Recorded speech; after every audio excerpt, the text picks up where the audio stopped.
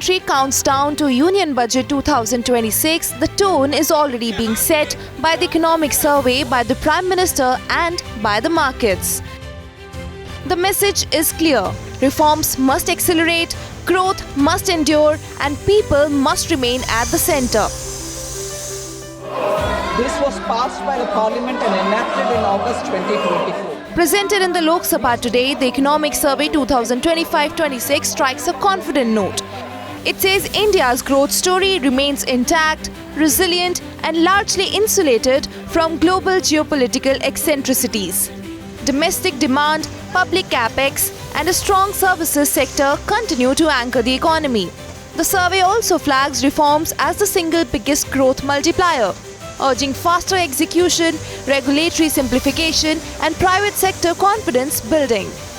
The groundwork for this message, interestingly, was laid around 90 minutes earlier, with Prime Minister Modi laying out a roadmap for further reforms with a human touch. हमारे हर निर्णय में राष्ट्र की प्रगति ये हमारा लक्ष्य है, लेकिन हमारे सारे निर्णय ह्यूमन सेंट्रिक है। हमारी भूमिका, हमारी योजनाएं ह्यूमन सेंट्रिक है। The expectation now, Budget 2026 will push deeper reforms, from ease of doing business and labor flexibility to faster approvals and technology-led governance, without losing sight of livelihoods and social welfare. But the backdrop isn't without stress points. The stalemate in India-US trade talks and the resulting uncertainty has pulled the rug from under the rupee. The Indian currency crashed to an all-time low of 91.99 rupees to the dollar on Thursday, a fall more than 110 paisa in just 19 trading sessions. Not only has this impacted corporates and funds planning investments, but also the Aam Aadmi, who is paying more for imported goods and foreign holidays and education.